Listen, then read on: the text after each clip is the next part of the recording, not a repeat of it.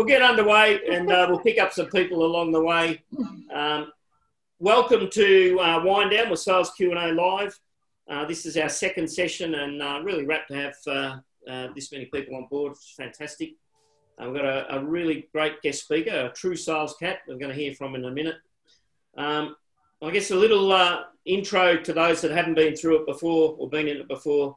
Obviously, at Sales Shift, we're all about finding people's true potential, and that's why we set this up, because we felt a couple of months ago, both Jason and I, that salespeople across the globe were really struggling a little bit, and people struggling with their energy and sort of, that disconnect. And Alex and I were talking about that before. So we thought if we could do something maybe to help people get through and reconnect with the game of sales and have a point of, I guess, a place where they could ask the right questions and get answers from their peers. And I think last session was really good. There was some really good points made, so we'll try and sort of hit that again. During the session, if you've got wild animals or children running around, maybe mute yourself. If you haven't, it's nice and quiet, well, then you can start mute. But if you sort of want to make a comment or ask a question of the speaker, just sort of raise your hand with the button down below. We're all a bit weird here. I guess this is one of our big insights. And don't be afraid, James, that's not me on the bike, although I think I may have done that as a child. Sally may be able to reflect on that for me. But we're all a bit weird, and salespeople are a bit weird, but it's our weirdness that makes us brilliant. So we think that's really important to sort of keep, I guess, our perspective on why we do what we do in sales. A big purpose and a big, I guess, thing that I've been going through is making sure that the customers I've got can get under the wave and get up the other side. And I really reflect, and I love this image of being able to, ride a big wave and get underneath it and come up the other side with your surfboard intact. And, if we can help all businesses do that as salespeople and as advisors, I think that's a really good role. And I think it's really important to have themes at the moment for what you're trying to achieve. And our theme is getting people to sort of get through the big wave and be able to get to the next level with their business or their sales. One thing I showed this slide back in April, and James and a couple of the Mindshot guys would remember this slide. I think it's really important as salespeople and as organisations, we understand where people are on this journey and this, call it survive, pivot or thrive, or moving through a crisis. We move from devastation or the crisis part to steadiness. And then if you're back in lockdown like we are, you sort of hold here for a while. And then there's hope. As the sun came out a week ago and spring started to blossom on the mount, we get energised and we kick start again. I think we've got to be really careful of this soft line, this one above the line, what people are thinking, devastation, loss of purpose, role, job, whatever. And then as you come through, hopeful and energised. But what I've noticed is a lot of organisations are sitting here and some are sitting here, but their people are sitting way back here. People are still sort of off centre and feeling not right. And I see a lot of leaders not really resonate with where their people are at. And vice versa, I see this with salespeople and customers. So really important, I guess a tip from me is to make sure you check with your customers, check with people that are important to you on where they're feeling, how they're feeling and how they're riding. One of the tools that I've been using, and I know there's a couple of people online today have been using, is Mentor. This comes out of a guy in New Zealand who's brought this app to life. It's a free app. It's a wonderful app. Really, really important. I think it's only available to Australian and New Zealand citizens. So sorry, Sue, you can't grab that one. But really good app around just keeping your sort of mental health right. But just be mindful where you're tracking. The other thing you would have seen from us is, I guess the other thing that we've really noticed is making sure you understand where you are on the journey. If you're in that survival mode, which is okay, but making sure you're trying to open the door to pivot or to thrive. And of course, we shared, helping people find their due north through the missing maps that have been circulating. So just make sure if you haven't connected with us on this document or you haven't done that for yourselves, then make sure you do that. Sort of last bit from me is one of the things we've been working on, and you would have seen it if you're on our email list, is the weird ones. So we've been sort of referencing, and our podcast and everything is all around some of the incredible salespeople we've seen over history and what we can learn from them. And today, Alex is going to give us a bit of insight into old learnings. But Elmer Wheeler was this wonderful person. And if you look up Elmer Wheeler on YouTube, you'll see his little 5 lessons there. Or if you're following our postcards, you would have seen them. But what's really interesting about studying and looking or revisiting these guys is the things that they used to do are now so important in sales. So the basics like preparing the ground, prospecting, finding ways to prospect when you can't make contact face-to-face are going to be really important. So, just make sure you keep an eye out for those and get in contact if you haven't seen them from us. The other thing I like, I think last time I showed some pivots. I follow KC Roberts. If you don't follow Kevin Roberts, Saatchi Global CEO, make sure you do it. He's got a website and he wrote a couple of books, one called an amazing book called Love Marks, which is all about brands. But he wrote this week about the polar bear, and one of the rules of the polar bear was build windmills. And I just love this. Pursue failure, you discover your limits when you crash up against them. When others zigzag, fail fast, learn fast, fix fast. And I love some of his insights around survive, revive and thrive. If you're not getting his feed, I really urge you to get that feed, because it's just a wonderful feed and blog and insight from a pretty clever dude. Astrolab Wines, my goodness. Libby, give us your 2 minutes on Astrolab Wines. Why are these the best wines in the world? Welcome everyone to Libby, one of the owners and directors of Astrolab Wines, our sponsor for this month. Take it away. Thanks, Mike. We're a pretty small company based here in Marlborough, family owned and working and living in Marlborough since 1994. Founded by my mum and dad, and Dad's our winemaker, so he's one of New Zealand's oldest working winemakers now. He's never turned over to the dark side of management, and he's still the guy in the winery day to day. So we're making a whole range of different wines, but really famous for our Sauvignon Blanc, obviously being from Marlborough. But thank you for having me, Mike. It's nice to meet you all. And I think we've got a fantastic wine and a really good model, because there's a real temptation to obviously put in a lot of ground, a lot of vines, but your business model's around being really niche, being really on message with your brand, and really picking out a particular zebra or market, as we like to call it. Would that be fair, Libby? Is that sort of being the key to your success? And going forward, what do you see as the key to your success? Yeah, I think so. I think it is tempting to, take the low-hanging fruit of cheap. Cheap Sauvignon has been such a big thing, and it's still kind of a battle for Marlborough to make sure that we don't get, de-premiumized by the kind of big supermarket brands and things. But we've really been able to maintain our position and our price point by just, staying fairly small in our production volumes, but being really consistently known, as consistently good quality and authentic, legitimate. Yeah. And then I just noticed in the message, my sister tried to get some from Dan Murphy's in Essendon Fields, sold out, so it must be really good. Yeah, look, it is hard to get in some places at the moment, but we've actually been having a really great year, I think, for sales, particularly domestically, which is one of those funny things. It's been obviously a really stressful year in a lot of ways, but people are still drinking a fair bit of wine, which is good. So it's keeping us busy. But yeah, somebody said, why Astrolab? Basically, we're all quite nerdy in my family, and particularly my father is there's a lot of weird kind of cryptic crossword type reasons for that, but he...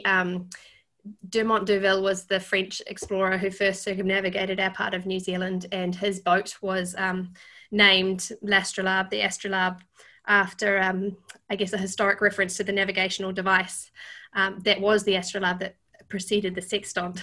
And it's all a bit cute because before he was a winemaker, he was studying marine biology and particularly seaweed. And one of the most common seaweeds around here is called D'Urvillia, after D'Urville.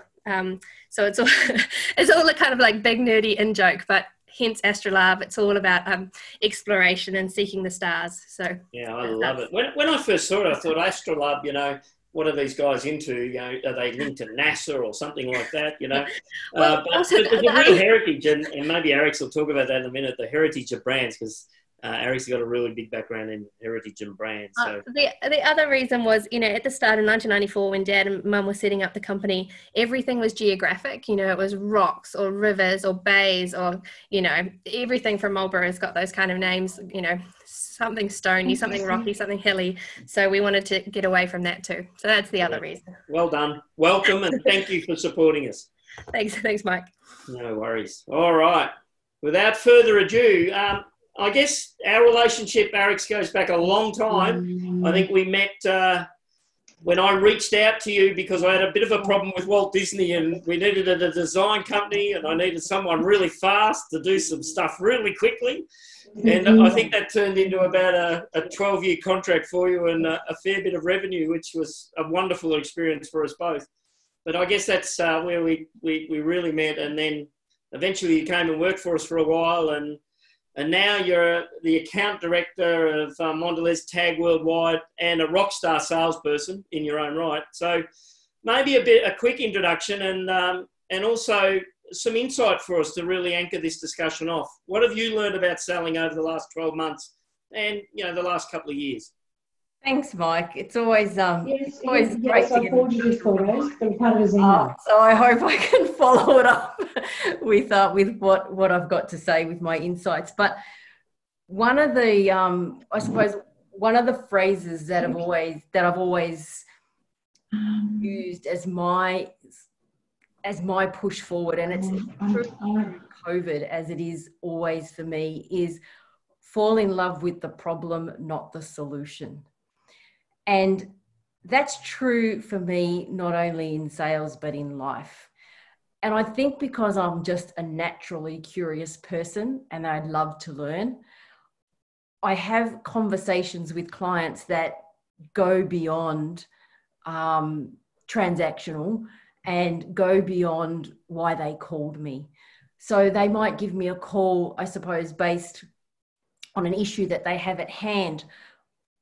But I'm always intricately, you know, want to know why they have that problem. When did it become a problem? Why is it a problem now? Why is it a problem that they want to do something about now? What have they tried in the past? What has somebody else tried in the past? And it's that natural curiosity and falling in love with that problem and being able to get myself into their shoes that makes it a problem for me. And I love problem solving. So the more I can ask those questions and I suppose put myself in that person's shoes, the more sales just comes to me, because it builds authenticity, which is a huge word for me over these times, being able to stay relevant and authentic. And it means that whenever I follow up conversations with them, it's always following up on a story, not on a product. And so for me, that's got me through a lot of the months that we've had from home. Wow. Shit. Well, we're going to record this, but like, have a listen to the words here, guys. Fall in love with the problem, not the solution. Curious, conversate. Now, I wish I'd have scripted Eric's to say this, but I didn't, because I know what she's like, and I know how she goes about her life and her work and her, you know, running a design firm, being an account director. The follow up with a story, not a solution. Like we just heard about a wonderful story in Astrolab, right? And with Libby, there's a story there, there's a heritage there, and if you can get that in the right sequence. Now, we often always jump to the product, aren't we? Because we're familiar with the products, Alex, aren't we? We know the product, it's easy. But the problem with the product is people don't give a stuff about your stuff. Do they? They're selfish. Customers are selfish. They want to know that someone's understanding what they're really going through and what their problem, and never so more than today, because people have got lots of big issues going on. Is that right? Absolutely. I think, as I was saying, is that the clients expect us to know their product. You know, everything face value, I should know. I should just know it. I should know what retailers it's in. I should know what the price point is. I should know who's buying it. I should know when it came out, when it's been released. It's the why behind those questions that are important. It's the face value of it is secondary to how it got there and how we're going to help them keep it there. Yeah, yeah. So what are the things, we spoke a couple of weeks ago when we sort of caught up, we talked about some of the basic disciplines that, and when I talked about that with Elmer Wheeler, the weird ones, like what are the basic disciplines that are now really relevant, that are age-old techniques? And maybe we're not teaching them well enough today, but what are the things, you mentioned a number of things that I've always seen you do, so I'm not sort of surprised that you're doing it. But what can people online here today sort of learn? What are those basic disciplines they've got to get right to sell in these really volatile times? I think, I touched on authenticity before when I spoke, and to me that is probably the most important thing. My clients need to know that when I call them, it's about authentically trying to help them get from one point to the next. And then I'm not coming in with, I've got A, B, and C, which costs, X, Y, and Z. So I think that the authenticity piece is very relevant. And for me is probably my game changer. I find that clients will ring me up when they've got an issue and it's not even a job for me, but they'll just say, Alex, I'm calling you because I just want to run this past you. But they're calling you for a reason, aren't they? Because they know that you're a natural problem solver.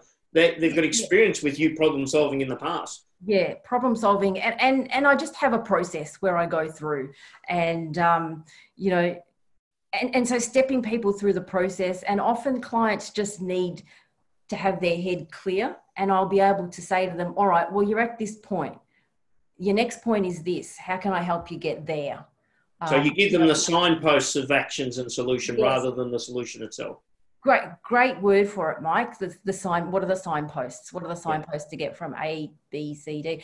And often what I find is that, without sounding ageist, I suppose, is that a lot of my clients are a bit younger than me, and they haven't had the experience that I've had and the learning that I've had. And I find too that a lot of the brand managers that I work with, the senior brand managers aren't available to them. They're looking for somebody to help guide them through the signposts, because they don't even understand sometimes that it's just a process. It's just breaking it down into 5 steps. And they're so keen to get to number 5 that they'll never get to number 5 if they don't do the steps in between.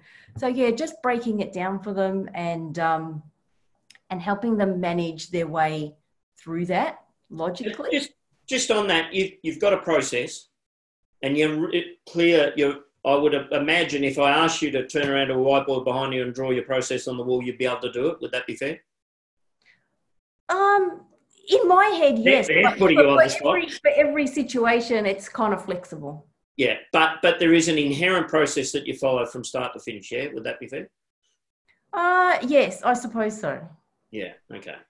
And that's the bit we see really missing in a lot of sales game, isn't it? You can be agile and move and flexible around your outcomes that you want with that solution with a customer. But if you don't understand the process and how to come back to it, you'll lose your way very quickly, especially if the pressure comes on price or objections or all sorts of things like that. And if you don't have a process, you've got nowhere to fall back to, have you? No, not at all. Yeah. But what I see too is that people just panic when a client rings them, and they just want to panic because they want to get them to step 5 really quickly as well. Yeah.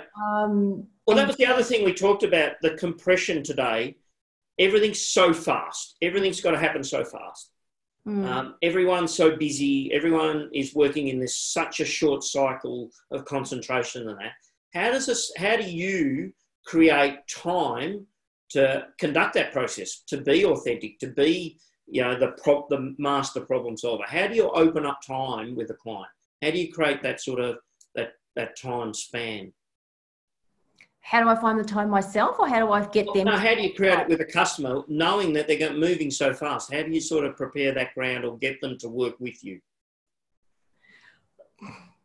To be honest with you, Mike, sale for me, they're seeds that I have planted over time. So usually I'm quite close with my customers, and when they come to me with a problem that needs to be solved, it's never really anything really new to me, because I've kind of done my homework. I saw things coming. I've kind of put steps in place to allow for those things.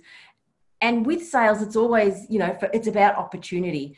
And when an opportunity lands, like, there are always opportunities for me, but it's not time to grab that opportunity yet, but I can do my homework. And it's not time to grab that opportunity yet, but I can do my homework. So what I do is I've I suppose pre-prepared, and I've sown the seeds so that when the client comes to me, I'm ready to go. I've already gone through it. There's a lot of reading. There's been a lot of research. Like, a client came to me recently, but we've touched on this before, and you could see it coming, about packaging.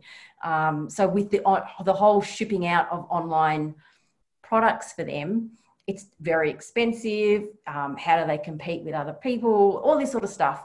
So I suppose what I'm trying to say is that I've already pre-prepared so that when it has to go fast, I can move it fast, because I've already done my homework. I keep in constant contact with my clients. If I see an article that I think is of interest to them on a conversation that I've had, I'll shoot it through to them, and I'll say to them, how we were speaking about that last week?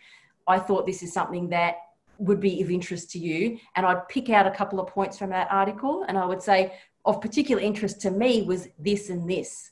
Yeah. And I'd say, I've got some ideas around that. How about we find some time to talk about it? And so I've already had conversations that I know in the future they are going to want to have with me. But you're creating touch. You're creating touch points all the time, and they can be little fine touch points. But then that links with the customer. So when they're ready to activate, you're your first point of mind and point of presence. You're first on their mind. You're probably first on their email list as well. But you've sown the seeds of value and problem solving. So I think it's a really interesting point. When you then have to do a solution and potentially have to sell, it's actually a lot easier and a lot quicker, and it's in line with them, isn't it? Because you've sort of carved that ground for you. Yeah. All right, that's fantastic, and I think this will go where we want it to go. So I guess if anyone wants to ask a question, I'll ask Jason to open up his mic so he can sort of respond, and we'll keep Eric's mic open. But feel free to unmute yourself and ask a question. We've got some time now for people to ask some questions. Who wants to go first? Well, that's great. Do you want me to add something to that? Did you want me to add something, Mike? Yeah, go on, Jason. Go for it. Yeah, I just think, hi, Alex. I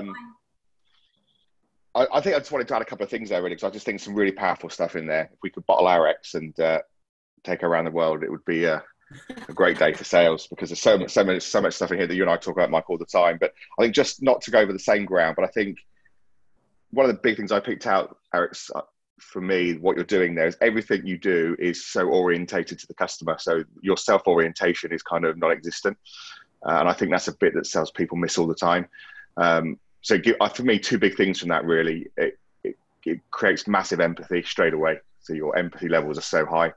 So that we know what empathy does, creates rapport, and ultimately builds trust. Yeah, builds trust and all that kind of stuff. So I can kind of see why you're so successful. And I just think that, for me, that was the big thing that really jumped out of that, all the things we talk about, get empathy, build rapport, you need to be trusted. You want to be the trusted advisor. It all comes from that self-orientation piece. And I don't think I've ever heard anyone speak about it like you speak about it. So that was fantastic. I think that's a big message for me.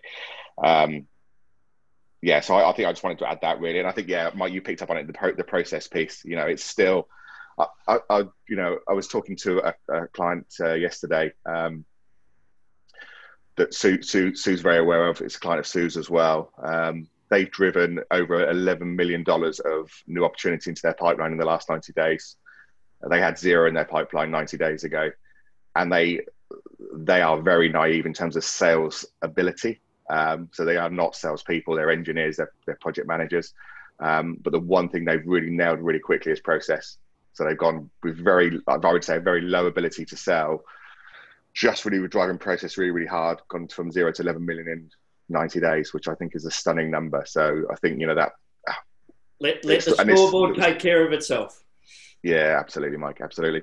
Yeah. So I'll let people ask questions of Alex, but I'm sure there'll be a few other things I can jump in on when you need me to. So Wayne, I know you're unmuted. Did you want to ask a question? Someone else? Am I unmuted? Okay. Just the app you mentioned at the outset, Mike. What's the name of that app? It's called Mentormia. How do you spell that? MENTIMIA. MIA. And it's just, it's a very clever app. I can't remember the guy, but he's Sir something Lewis from NZ. Libby, help me out here. You know who he is. The famous, famous rugby guy. You're supposed to know this, Libby. But anyway, we'll send it out. I'll get Andrea to send it out with the recording and that from today. But it's a wonderful app. I know Steve McLean, you've been using Mentormia, haven't you? It's John Kerwin. It's actually a different app. I just realised when you brought it up today. It's called. Let me just check it out. What's the one you're using? I thought it was the one you got me onto, but it's called Resilience Project. Yeah. This is Metatopia. Yep. So there's a number around, but it's what's his name? John Lewis, isn't it? John Kerwin. John Kerwin, that's right. But the thing about John Kerwin is he's got a great little wine business on the side.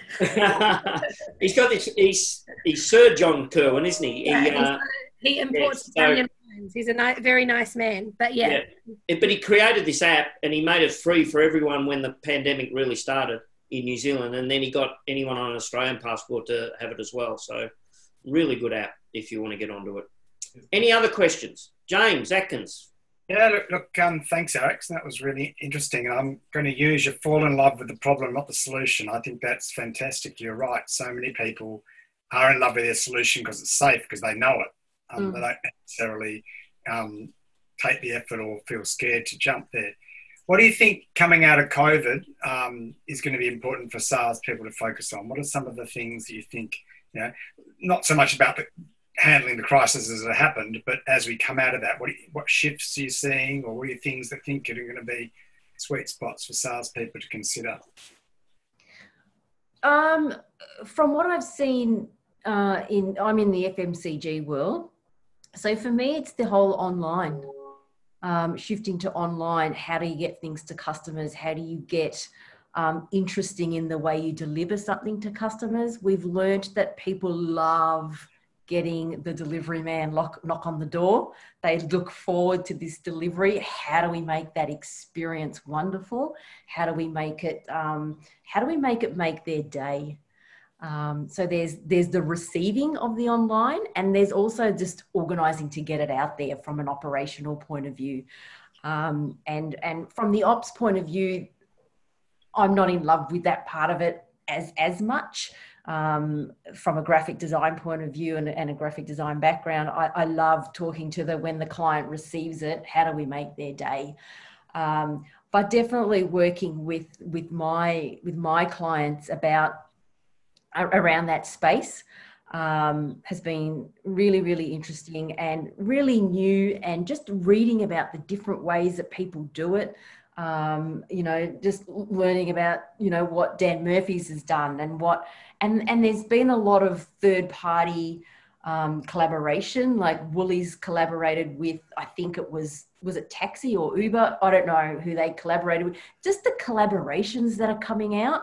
People I've found have been so open to collaborating with one another rather than fighting each other. for the greater good, for what we've just been through. So I've loved reading the stories about collaboration. And we've got some great examples of that, James. I noticed there was an article, I'm not sure, it might have been Kevin Roberts. He was talking about how companies are walking down the street to companies that they normally wouldn't have anything to do with, but because of COVID can see an opportunity to collaborate, can see an opportunity to work with them and enhance their own business. And I think there's some great examples of that coming out and starting to be seen, and very, very polar opposites in business, starting to work together because they've both got strengths and they've both got weaknesses. How do they work together? I'd agree. I think there's a lot of collaborating going on because you sort of got to. I think what's happened is the pie has shrunk. So the concept of working together to grow the pie, I think is key, rather than trying to grab a smaller part of a smaller pie. Yeah. So I suppose, Alex, for you, the whole packaging experience as FMCG goods is key. I mean, you always think about that Apple experience being cool when you open an iPhone. I suppose rather than just something being thrown on your front doorstep, it's something different, yeah? Yeah, and personalisation has been very big with the online deliveries as well. So looking into different ways, going back to making somebody's day. Personalisation has been huge. And back to your point too, Mike, about different things coming together. Like there's been a great hospitality coming together and supporting each other as well. Like a friend of mine who owns a restaurant in Albert Park has got together with all the people in the street that run the hospital, all the restaurants, and they've come together as a group within their suburb or within their municipality and marketed to their municipality to try and get people to come and enjoy their food. So there's great collaborations from people who are coming from different walks of life and great collaborations where we're seeing people come together from the same industry. And it's just been heartwarming, really, to see these things happen. And it's also looking at the business model, isn't it, James? And I noticed Ron's online with us today. I noticed I sat in on his very talented, one of his very talented daughters the other night, Lucia, and she did a concert from the Yakandandra pub.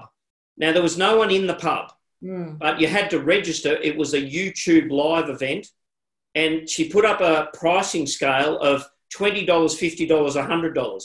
Well, you know what's going to happen there, don't you? Everyone picked $50, and some people probably maybe picked 100, but no one's going to do 20. So that was kind of cool. That was smart. But I noticed, because I had Leisha playing and the band playing. They had it professionally filmed and that. But I was watching it, and I was watching the football, and I could turn the commentary off, so I was in the best of both worlds. I was listening to a rock band on my laptop and watching the footy at the same time. But I noticed, looked down, there was 70-odd people on board. I did the maths. They made about $3,500 that night.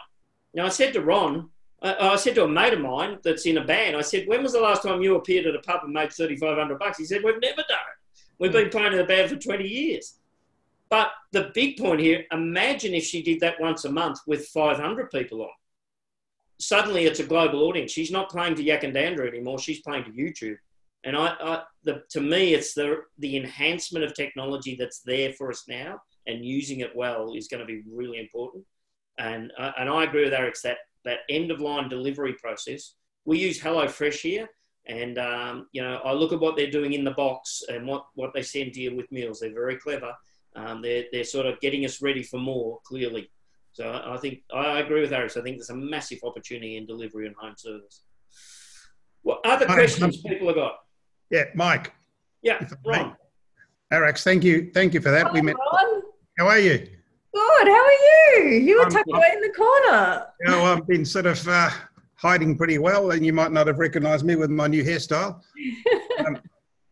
Just a couple of points. Well, firstly, I have to mention what Mike just mentioned about Leisha, about, they've made $3,500, talking about my daughter. That's quite inaccurate. They were able to repay $3,500 to Dad. So I believe they took you out to lunch and paid the other day too. Yes, which was about $3,400. My appetite. Alex, I've got to say I've fallen in love with your falling in love with the problem, not the solution. That's just gold. That goes well beyond just in a sales environment. and I'm going to use that. So thank you very much for that. A couple of points. You were talking earlier on about the way you're valued by your client and the relationship. I think one of the mistakes I used to make early in my piece was that I used to judge my value to my clients based on the level of activity. And that's, I found to be a very dangerous thing. I later found that if I educated my clients from the onset that what I am delivering to them is not activity, but obviously outcomes, and it might seem very self-evident, but taking the time to educate the clients on that issue has made a world of a difference to my business over the last 15 years as opposed to the 30 years that I've been in the business. So that's one point. The other thing, talking about delivery, is just, yes, technology is very important, but I recall a time about 15 years ago when my wife Penny and I were traveling through some of the back blocks of Turkey, and we came across a masterful Turkish rug emporium in a town, which the emporium was well known, and we were treated to Turkish hospitality, which was amazing. And of course, inevitably, we bought something, and both Penny and I looked at each other at the time. And I remember this, Mike, from 15 years ago, saying, God, Mike Boyle's got to come to see this, because the way we were sold to was just artful. We ended up buying a rug, I think it was $2,300 or something, which was a lot of money back then. And the amazing thing was that when we got home, we got a phone call from Turkey saying, have you reached home yet? Yes. Why do you ask? I said, will you be home this afternoon? Yes, we will. This is from Turkey. So they had the rug held so that they could deliver it with a courier, admittedly, and the courier gave them the time. So 20 minutes after it was delivered, we got another phone from Turkey saying, what do you think? Are you happy with it? Wow. I thought that was a fantastic example of the... And it's not hard. It's not complex stuff. No, and that wasn't based on technology other than a phone. And an intent. An intent to surprise and delight. And here I am 15 years later talking about it. And if I go to Turkey, guess where I'm going to go? Well, guess where I'm going to take the next sucker?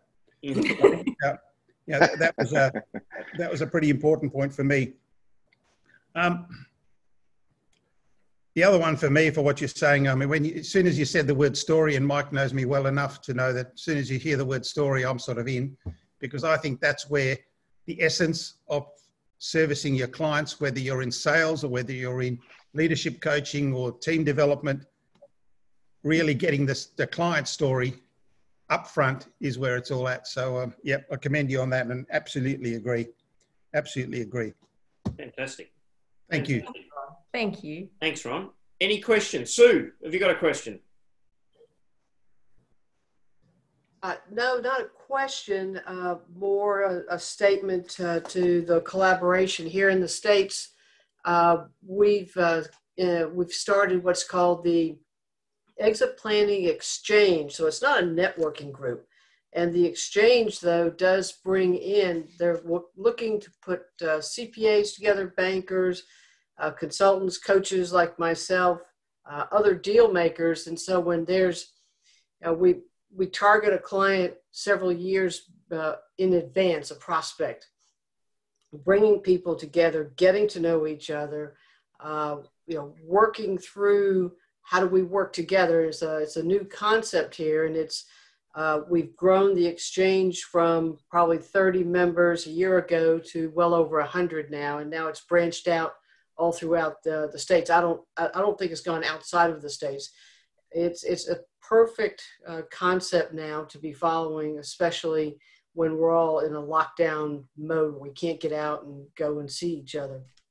So anyway, just wanted to share that with everybody when we speak about collaboration. Again, it's that collaboration, isn't it? Collaboration is find new ways of connectivity. When we don't, I think, Maggie said to me the other day, she's used to me sort of being at coffees and breakfasts and that sort of most days. And I haven't been able to do that. I haven't been able to get that sort of connection. So, the calls I've been making in the morning, the Are You OK calls and sort of the weekly calls that I make to clients. And I had a client reach out the other day. They're in wholesale retail or supplying retail, and they're really struggling. They've done it really hard for the last 12 months, a $30 million business, and they've basically been collapsed. So, but they're fighting on. They're just hanging in there, and they reckon they'll get through, and they're starting to work on their pivot. So I think that collaboration thing is going to be really interesting. Yeah, people have to be able to jump into it and feel comfortable collaborating, such as Jason and I are doing now, and look for more opportunities.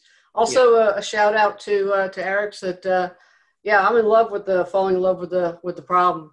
That's just music to our ears. It's like and being curious. Your point about being curious is spot on as far as being able to peel back the layers and also build that trust with the people that you're speaking with. Her first three statements, I couldn't believe it. Fall in love with the problem, curious, and conversations, which is, for people who know and are working with us at the moment, the beautiful conversation, the beautiful question. When does a chat become a real conversation? When it's got structure. So structure is important to those conversations and stories, isn't it, Eric? And that structure comes from your experience, your sort of involvement in the world, your sort of vast experience, the travel, the jobs you've had, the programs you've run. Like there's a wonderful video that I circulated to Jason the other day from Steve Jobs, about taking your education over your degree and using experience and, different situations to enhance yourself, and where entrepreneurship comes from. And he discovered it comes from those incredible experiences like you have in Turkey or wherever. And you've traveled well, Eric, I know you've traveled the world with your family and that, and you've experienced lots of stuff. That gives you that richness in the story, doesn't it? How important is story in selling? It's kind of everything, because it makes you authentic. I always come back to that word where clients aren't stupid. They know when you've called them for nothing, or when they know that you've called them for something. And most people don't have time to waste. So if they're picking up the phone to take my phone call, or if they're answering an email and taking the time, I suppose I want to make sure that the conversations that we have and the outcomes of those conversations are weaved through the overall story. And for me, it's just natural to become, or to want to know the story, because without understanding where they've come from, I mean, very similar to what Libby was talking about before, as a designer, and I know, I mean, you have designers probably design your wine labels all the time, so you would know this. You would have met designers who just kind of want to come and say, it would look great because this is what's hip at the moment, and then they would show you that design. But I'm sure equally you would know the designers who have taken the time to listen to your story. The immediate thing when you were talking to me, I'm looking at the backgrounds and I'm trying to connect your story to the view that I'm looking at, and the words that you're saying, and what you're saying about your mum and dad, and all that. And I know how important it is to you to be able to visually represent that and tell that story to every customer that purchases your wine, and how important it is. And so I would even do one job for you, for example, but I would make sure when I do the next job, I would say, but I know this was really important to you. How do we pull parts of that story into this part? Or so knowing the customer's story, and I love it. Like I can't speak for every salesperson, and I don't know if it's unusual to love every client, but I love every client's story, and I just I can never know enough about, and maybe it's because I've run my own business. I know that it's hard sometimes, and I know that you always want to bounce ideas off people and they're not there. And even if I'm just there for 5 minutes, when a client just wants to bounce an idea off me, I enjoy that. Yeah, fantastic. Love your clients. Yeah, who would have thought we might be in the client business? So, Steve, we were talking about this today, Steve McLean, and the importance of story and how to communicate with customers. What have you discovered? You've read a little book that's given you some insight. Giving me a And, great appreciation. Definitely sorry? giving me a bit of a perspective from what you've been teaching me over the last couple of months. Yeah. And it definitely, there's a lot of value in having that conversation and interacting with the client rather than just trying to sell them something at the end of the process. Yeah. And we spent some time in the field early days, and you pick something out about naturally, and I'm a bit like Alex. We'd walk, and Steve's in sort of heating and cooling business, and we'd walk into a home, and within a couple of minutes, you discover I'd struck up a conversation with the husband and wife about their careers and where they're going, where their kids are going, and all that sort of stuff. Like I was sort of wheeling out like a lawyer with all these books of information under my arm from these people, because like Alex, I'm just curious. I really want to know what people are sort of about, what makes them tick. And what you discovered that day is if you're authentically right about that in the conversation, they'll give that information over, won't they, Alex? They're very good at sort of partaking in that sort of chat or conversation, if you like. And I think it's really important, yeah? Yeah, yeah. And I learn so much myself. So I'm not giving, I probably get more than what I receive in many conversations. And it's fulfilling. It's fulfilling in that sense. Yeah. Yeah. And we've been joined also. Hello, Hoppy. Hello, Mike. How are you? Now, wonderful. Hoppy's joined us, which is fantastic, because Hoppy's going to be joining us on our next session to give us a bit of insight. But this is a man that I wrote about in my book. So, Steve, you would know Hoppy from the book if you've read the book. And he once over my kitchen table gave me a fair slap on the face and said, "Get your shit together, Mike. It's not that bad." Although it looked that bad at the time, Hoppy. But it obviously been a very important mentor and coach of me over my sales career. A couple of quick, don't give all your material away for our October session, Hoppy, but what are you seeing at the moment in sales? What do you think is important in sales? That's a good question. I think I'm seeing almost parting of the ways. I'm seeing some salespeople in great difficulty in Victoria because they can't see their customers, yet they are looking at the strengths of the business and looking how they can adapt both. They're not trying to do something brand new. They're trying to do what they do, but deliver it in a different way, deliver it electronically, deliver it, and they're dedicated to adapting. There's another load of salespeople that are saying, "This is really hard. I can't see my customers. They're not spending any money. I'm going to go on JobKeeper and not do any more work." And I think you can't give up. You have to say, what else could I do with the strength of the business I've got? Does that make sense to everybody? Yeah. I'll give you a really good. Do you know Butterfly? You do, don't you, John Anderton? No. He came to me through Arax and Andrew. He came to me through Pandemonium years ago. Anyway, he's got a great little business, and what they've learned to do is to do online servicing. And he came to me and said, how do I make a quid out of this? And I said, have you heard of something called a click charge? You remember click charges, Michael? Yes. You don't charge a bucket of money up front. You just charge by use each time.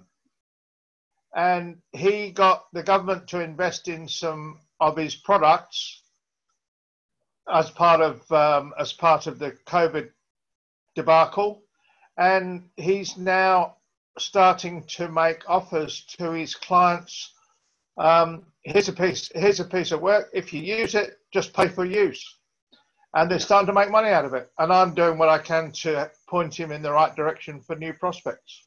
Yeah, interesting point. My mate Eddie at Bistro Jatan didn't want to put his chefs out of work, so he said, what we're going to do is build hampers that people can finish off at home. You can have a superb dinner party at home for $100 for 4 people, and he's delivering it through Shane Delier's Providor. You know, there are ways of adapting. Yeah. There are people who've given up, and there are people who are saying, no, I've got something to offer here. How do I live with the current situation? Yeah. Yeah. And my son James in London, they closed down the 10 bars, sent everybody home and paid 80% of their salary.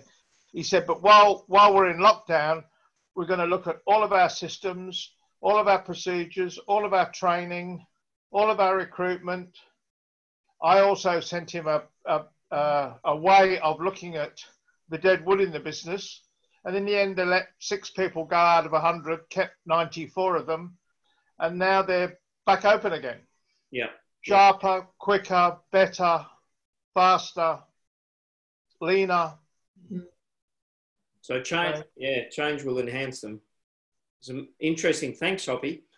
We're getting close to time.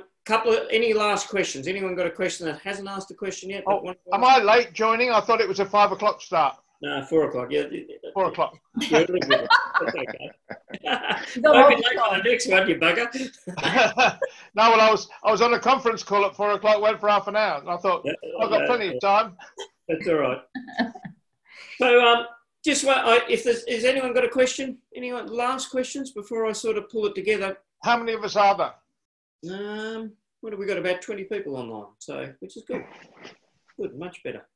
So, I just had Mike. I just said, Jason. Yeah, well, I think just listening to John, I think it was interesting. I think it just plays into that notion that what you tend to see with really good salespeople in a recession, and let's be honest, that's what we're in now, in a deep recession, is they often post much bigger numbers in a recession they do in normal times, because everyone else gets paralyzed and they do up the effort. They do look for creative ways of doing things, and I'm already seeing that with some of my clients. The really good salespeople are smashing it out the park, because all their competition are just sitting on their hands, bemoaning the world.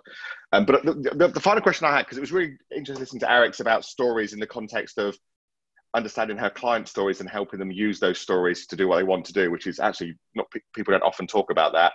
So I just thought I'd just go back, Eric, and just sort of say to you, but then how do you use your own stories or other people's stories to actually engage new clients and get them excited about what you can do for them, which is probably the more traditional way we talk about stories in sales? There's always, I'm not sure if I'm going to answer directly to what you're asking me, but are you asking me how do I use the experience that I've learned from myself and other clients with new clients? Is that what you're asking me?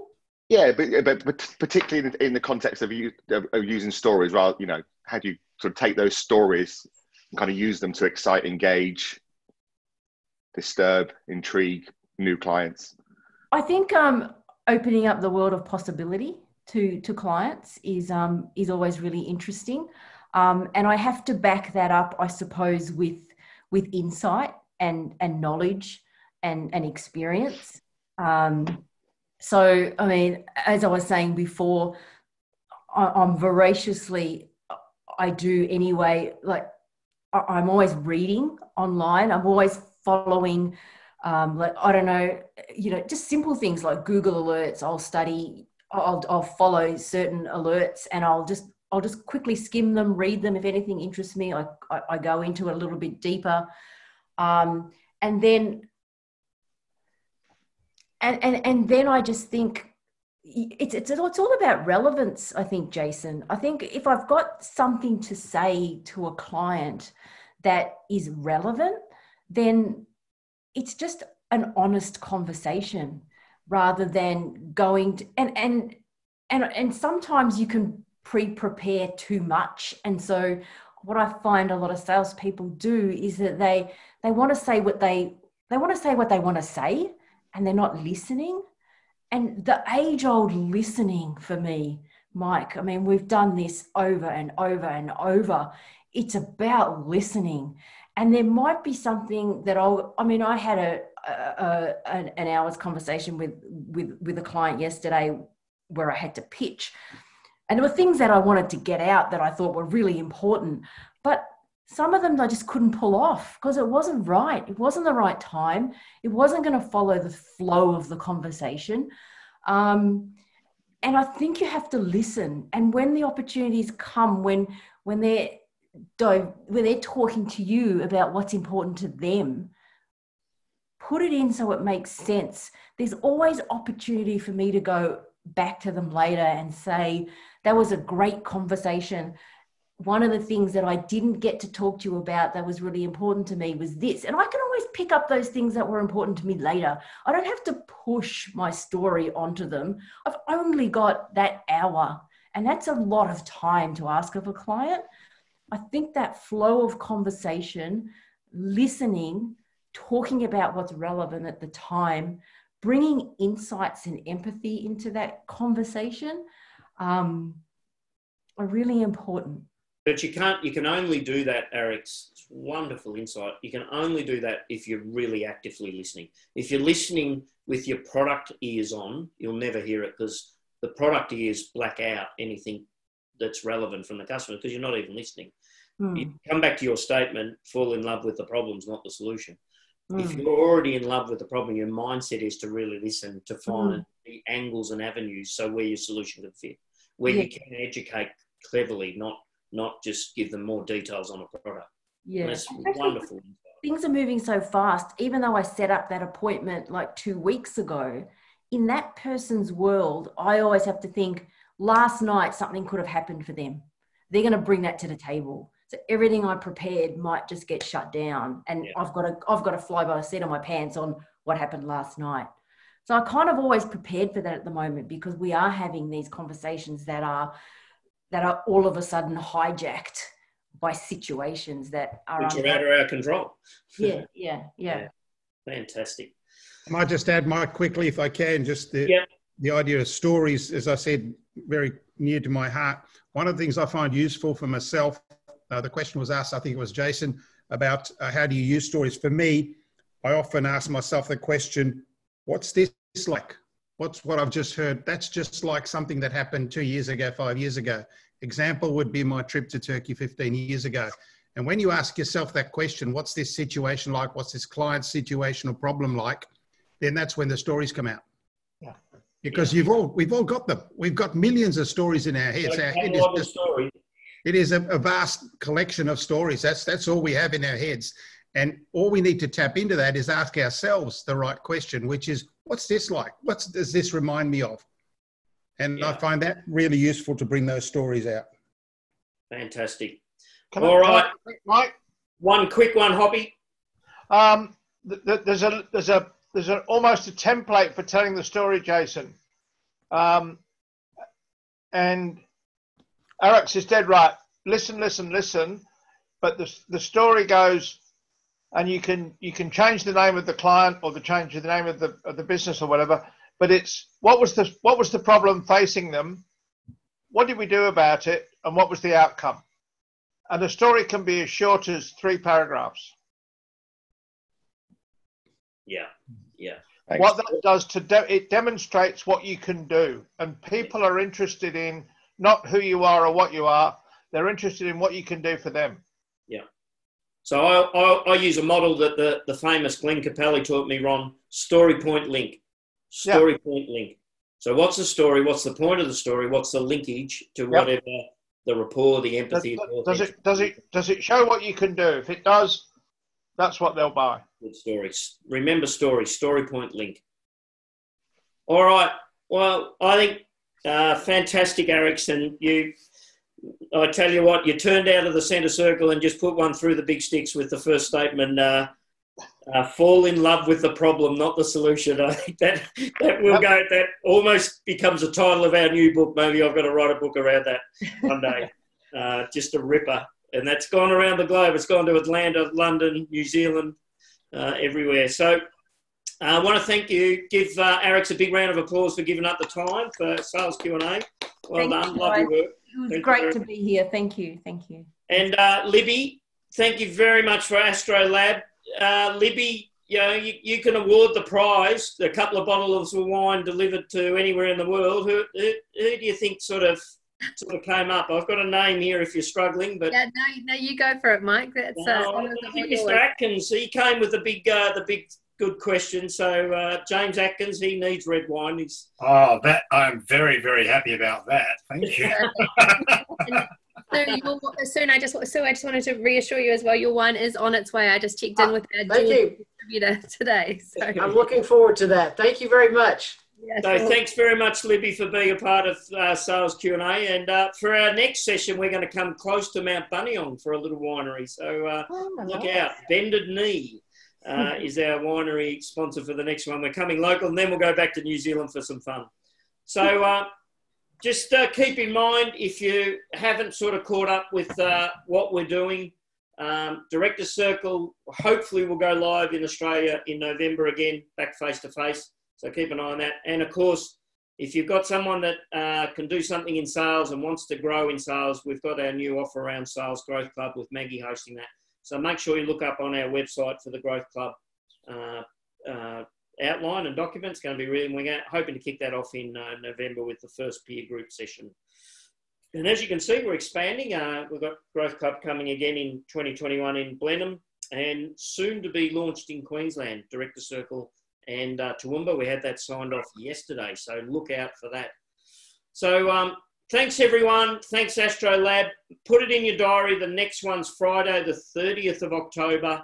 And we're going to have some real fun and some more people on and throw around a Q&A on sales. So have a great weekend. Stay safe and look after yourselves and look after your salespeople. They're the weird ones. We've just got to look after them and get them through. So thanks, everyone, for being a part of it, and enjoy your weekend. Thanks, everyone.